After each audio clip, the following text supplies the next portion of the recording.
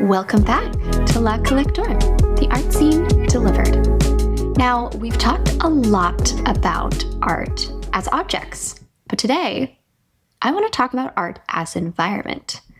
Luxury hotels are one of the few places where art has to work instantly, at scale, and for thousands of people a day, most of whom are definitely not thinking about the art. I spent years working on these kind of projects, and they taught me more about taste and restraint in storytelling than any classroom or art degree could.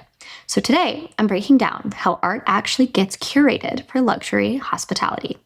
What's strategic, what's emotional, and what most people completely underestimate.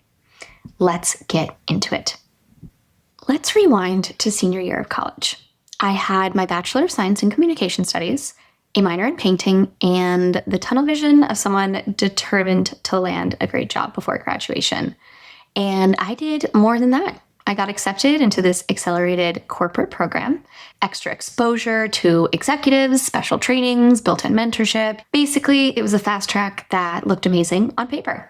And of course, I accepted the offer before Thanksgiving break and felt like I had everything figured out. Now, fast forward to the first day on the job, and I'm telling you, this was before COVID, you guys. I was in full business drag, suit dress, heels, the whole thing. And we're in this massive training room where everything that we are learning and have to do is in Excel. Now, I need you to understand something. At this point in my life, I had no idea what an Excel spreadsheet was. Zero. Like, not at all. And I really swear they didn't read my resume before hiring me, but I digress. Within the first hour, I somehow managed to delete the entire spreadsheet and, without thinking, yelled an obscene curse word loud enough that everyone's head whipped around. So yeah, one, it was not my finest moment, but two, I was really starting to feel like this might not be for me. Now, behind the spreadsheets, the desk in the basement, and a manager who had a personal vendetta against me, I was like, okay, yeah, this is not it. I started job searching almost immediately. Then one day, I stumbled on a listing for an art advisory firm. I was instantly intrigued. I didn't even know an art advisor was a real job, but I went through the interviews, got the offer, and suddenly I was moving from corporate America into this tiny, passionate, family-owned business where everyone genuinely loved what they did. It felt like oxygen after holding my breath for months and calling my mom every day after work, crying. As an art advisor, I got to curate luxury spaces, everything from sculptures in the lobby to prints in the guest rooms. I managed multi-million-dollar client portfolios and collaborated with hundreds of artists. I streamlined workflows, reduced delays, negotiated contracts that brought in over $1 million, and secured artwork for brands like the Four Seasons and Ritz-Carlton. And that's where this whole world opened up for me. But let's talk process, because that's the part that people love to hear about when we're at dinner parties or just chatting with friends. The first thing that the designer will give you is a creative brief. It's a slide or two with an overview of the property, the design direction, and design specs of the project. It kind of looks like architectural drawings and renders of the space, so you start to see what the interior designer is envisioning, as well as the specifications of the wall or the space, if it's a sculpture, what that surrounding area looks like. So not quite architectural drawings, like to that degree, but you'll get something specific in terms of what they need and what they're looking for. You'll also get the design direction, and that will sound a little something like elevated coastal modernism or quiet luxury with a twist, or even art that feels like a whispered secret. And there are so many different directions a whispered secret can go. And that brief becomes the North Star for the project. When you're curating for a luxury hotel, art isn't just decorative. It's meant to reflect an identity, a fantasy, a version of who the guest becomes the moment they walk through those doors. Something most people don't realize is that hotel brands are extremely specific about this. There are two major groups, Hilton and Marriott, and within those, each brand has a very defined guest profile. A Four Seasons guest is completely different from a St. Regis guest, and the art has to match that psychology. It's intimate but theatrical, personal but universal. So this is where your eye and your storytelling really matter. Then the hunting begins. This is arguably my favorite part of the entire process. You get to scroll through inventory, artist deep dives, scrolling through Pinterest for hours. Who knew that could be my job? It was amazing. Going down Instagram rabbit holes, one after the other, cold emails to galleries or artists. All this hunting, you're trying to find the right pieces to tell the story, make the property come to life. It's so much less about one piece and so much more about how they all come together to deliver on the vision the interior designer and the property owners have in mind. And then once you kind of start to dream a little bit, you start to see this vision, you're pulling artist profiles and specific pieces that you think would work for this. Then come the realities, budgets, deadlines, materials that have to withstand weather, humidity, or the occasional tipsy guest who feels inspired to touch the artwork. Shipping that takes 12 weeks and not the 3 that we wish for. But the big thing is scale. Scale is another huge wild card.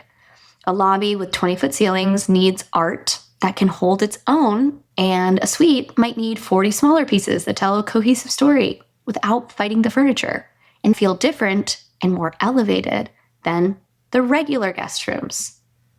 And then a rooftop. Suddenly, we're in the world of UV resistance and hurricane-proof framing. We're trying to figure out where we can rent a crane for a week so that an artist can paint the mural on the wall. But the moment that shifted everything for me, the real turning point, was my first major project, the brand new Ritz-Carlton in Portland. It was huge. We were advising on every space: lobbies, bars, the spa, residence, gyms, guest rooms, suites. And the client wanted us to use all local Portland and Oregon artists. But even more importantly, they had the budget to do it. They basically said, if we find something and it's the perfect fit, they'll find the money for it. This is like the golden ticket. It means you can dream big and pull together something really special. But I was young, probably younger than I should have been for that level of responsibility, but it became my favorite project to date. And that was really the moment I realized this isn't just about picking something beautiful and making the space look aesthetic. It's about crafting an emotion and honoring a place. This is using art to celebrate the culture, the landscape, and the soul of Portland so that every guest, whether they live there or were just passing through, feels something of the city the moment they walk in. This was a long project too. We were with them from the very beginning. The changing interior design direction and the spaces being built and of course behind schedule, pushing out timelines and all of this stuff. The sheer mass of artwork that had to be outlined and scoped and customized for this space was really a feat, but also such a love letter to Portland and creating spaces that feel unique and personal. Something I wasn't expecting at all was having to learn a lot about different types of art. There are so many more than we mentioned in our episode, Intro to Mediums, that in this role, you really get exposure to everything. Of course, we work with paintings and drawings and prints and sculpture, but you have to learn how all of those different things can be framed. And yes, you can frame a sculpture. And how you frame something completely changes the piece. If you have a tiny print that you put inside a 12-inch frame with a 5-inch mat, it can be the focal piece for the wall. There are so many elements to consider here. Frame depth, color, material, width, mat size, mat color, frame color. We made mock-ups of the pieces in our decks so that the clients could see the end result. I actually had to do a lot of math when it came to production to make sure that each piece was framed right. And I will say, since starting this job, it's been really fun to go into the hotels after installation and actually see the pieces that you work with online or talk to an artist about and get videos. But seeing it all together, not just photos of the installation, but being there in person and seeing how the art changes the experience is really quite incredible. One of the things that I hope for is that we would get a free night at the hotel or something if we curated the art. That's not the case. They have no idea who we are, the hotel staff, and they definitely don't make concessions for us. They might for the CEO of the company I was working for. But the other thing, looping this back to framing, now whenever I go somewhere, framing is part of the equation for me. Even if you go into a gallery, start to look at how did the artist frame this? Is it unframed? Can you see the edge of the canvas? And if you can, is it painted or just the raw paint spatter? Everything comes together with framing to put emphasis and a focal point. Often, museum curators actually talk about framing. It's an art because if you have something classical or Baroque looking, pairing it with a Baroque style frame sometimes makes sense. But to do the opposite and create that tension and restraint within the framing and something completely different as the center story changes how you view the piece. And so you can do that in your own home. You can take a small, tiny print and put it with a huge red mat or mat multiple pictures together in a single frame. Pinterest has some amazing framing techniques that you can look at. It can make the world of a difference in terms of the final production and how it's viewed in a space. Something fun I learned when I was an art advisor, so working with hotel brands a lot, is it's pronounced Marriott, not Marriott. You have to learn that pretty quickly because we are constantly in meetings with people from their team. If you're trying to get their bid over one of your competitors, it may come down to who has the right pronunciation. So it's pronounced Marriott, like chariot, not Marriott. And now you know, you'll sound like an expert when you go into your next Marriott hotel. Now, working with these properties has taught me much more about taste than any classroom ever could. Taste is clarity. If you know the story you're telling, the art will reveal itself. Good art behaves differently in a space. Luxury hotels are like a choreography. You're shaping how people move and feel. It also has to be very on brand. Marriott and Hilton are the two major hotel conglomerates. They have an entire guide for each one of their brands. There's an expectation that when people walk into a W hotel, it will be at the caliber of the other W hotels that they've been to. There needs to be a common language in the brand. People also feel art before they see it. Emotion is really that first language of design, the feeling that you want to have as the guest coming in, who you want to be when you come into a space and what that person would be surrounded with. So it's so much more about that story, that emotion that drives the space and the artwork. Location, location, location. Hotels and office buildings, and even your home, are a reflection of the architecture and the city around them. I think about a San Francisco apartment with the bay windows and the long kind of railroad hallways and walk-ups, right? They have such a different interior vibe and setting, but it's so closely tied to the history of the city.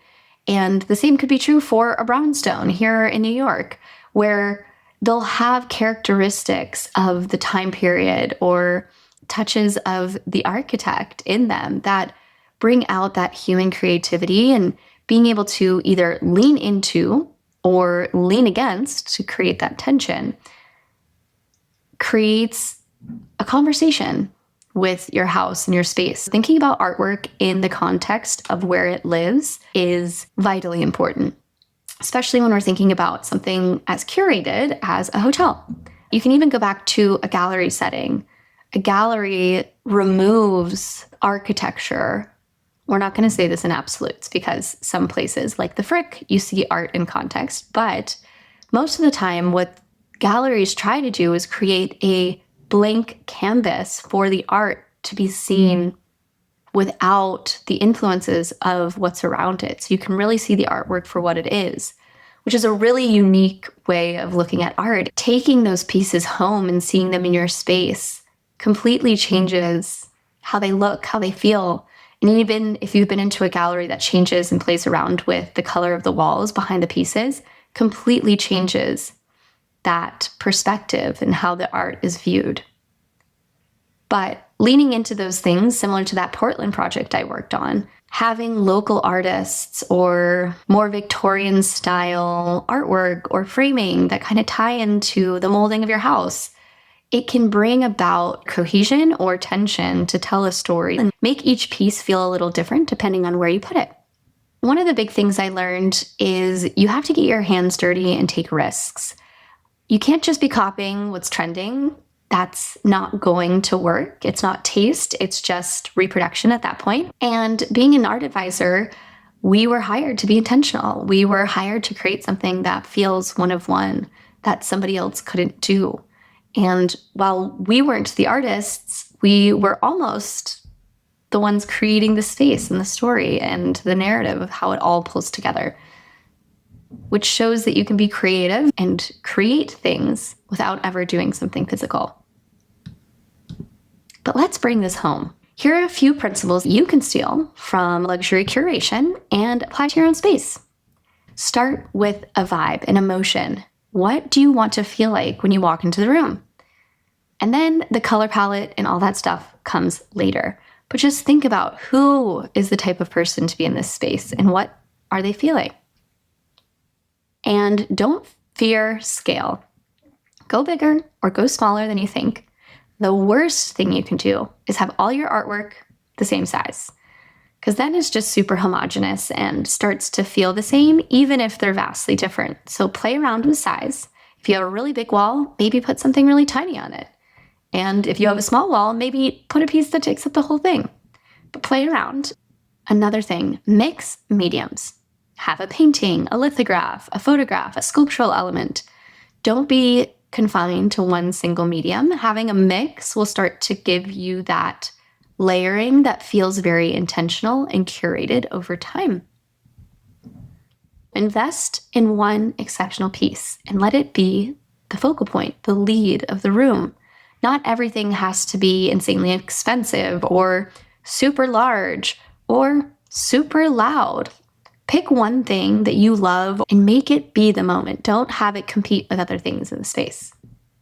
Another great thing, especially when you have so much artwork, so many spaces, is to think in clusters or pairs to create storytelling. When you have a single space, you want everything to relate to each other.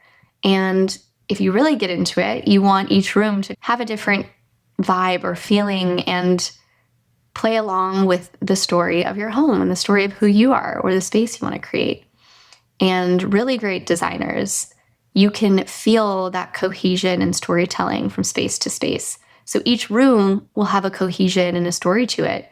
But even if you zoom out and go from the bedroom to the hallway to the dining room, you'll see and feel that cohesion and narrative, while each room can be vastly different. And the most important thing is choose art that you connect with. It's not just to fill a wall, especially in your home. You are living with this. You are paying for this, and it should mean something to you. Curating art for luxury hotels has taught me that art isn't just an accessory. It's really an architecture, an emotional architecture, identity architecture.